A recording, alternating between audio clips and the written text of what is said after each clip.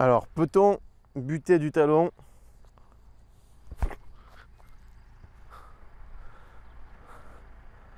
Bon, c'est pas trop mal pour une première fois.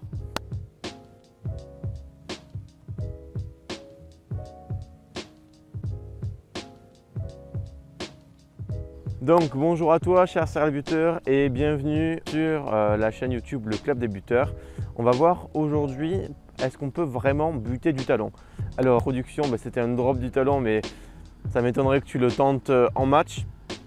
Et on va voir aujourd'hui une petite information complémentaire par rapport à ma vidéo précédente où je parlais de la sécurité de verrouiller sa technique du fameux plat du pied en football et comment on pourrait trouver la correspondance du plat du pied pour le buteur en rugby. Donc dans la précédente vidéo, j'encourageais les buteurs à trouver un repère technique, un point d'ancrage technique auquel on pourrait penser juste avant la frappe pour s'assurer du bon résultat.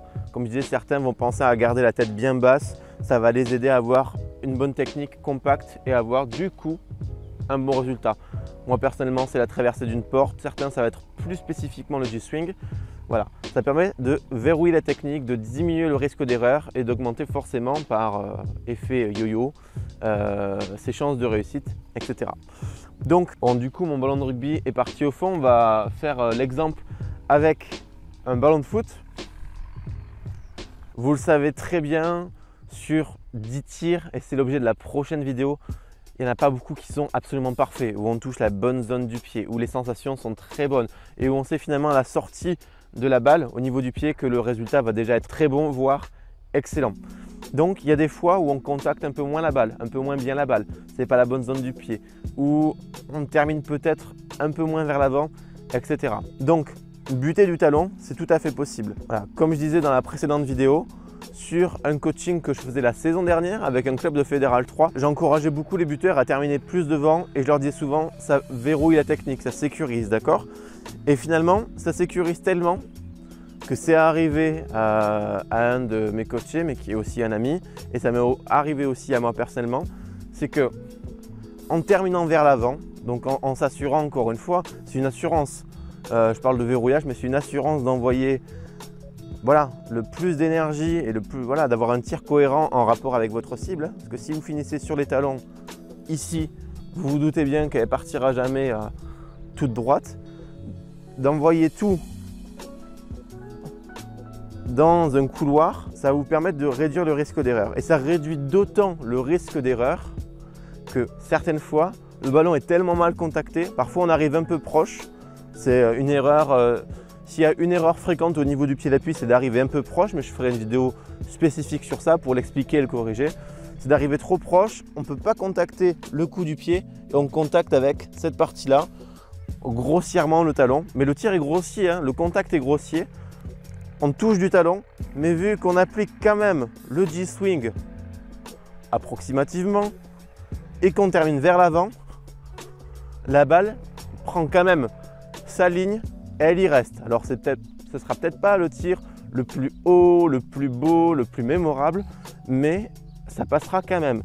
Alors je vous encourage et j'essaie de vous donner le maximum de conseils pour que vous soyez régulier avec une belle technique, des belles trajectoires, une belle confiance en vous aussi. Mais il ne faut pas se leurrer. En match, ce qui compte, c'est que le coup de pied passe entre les poteaux, point barre. Donc sur les tirs qui sont un peu moins bien contactés, un peu moins bien touchés, il va falloir verrouiller la technique. Personnellement, mais je pense que ça peut vraiment s'appliquer à plus de 80% des buteurs, vraiment de terminer devant. Et quand je dis 90, finalement dans ma tête, je pense 95-99% des buteurs de terminer devant, d'accord? Parce que même si le contact n'est pas bon, encore une fois, le simple fait ici de rester en contrôle, de ne pas se déliter, de ne pas terminer vers l'arrière, permet, avec un contact de balle médiocre, de quand même la passer. Vous allez perdre peut-être un peu de puissance, mais tous les tirs ne se font pas à 65 mètres. Donc oui, il est possible de buter du talon et avec cette vidéo, vous allez quand même réussir à la passer. Donc c'était un complément à la vidéo précédente sur plat du pied sécurité et c'est un tremplin vers la prochaine vidéo où je vais vous parler comment réussir des tirs qui ne sont pas très bien touchés et pas très bien sentis. Donc si ça t'intéresse de découvrir cette prochaine vidéo ou d'autres prochaines vidéos, des interviews, des conseils, n'hésite pas à me dire en commentaire ce dont tu as besoin et ce dont tu as envie en termes de thème de vidéo. J'essaierai d'y répondre un maximum. Pense à t'abonner à la chaîne YouTube du Club des Buteurs, à cliquer forcément sur la cloche, sinon ça ne vaut vraiment pas le coup. Et encore une fois, en description, le premier lien t'enverra vers 5 vidéos bonus gratuites, exclusives pour corriger les 5 erreurs du buteur qui l'empêchent de progresser face au poteau et qui l'empêchent de passer un cap. Donc moi, je t'encourage et je te donne les outils pour passer un cap, voire 2. Donc clique sur le premier lien en description. C'est la fin de la vidéo. C'était Vincent pour le Club des Buteurs. Je te dis à très vite. Ciao, ciao.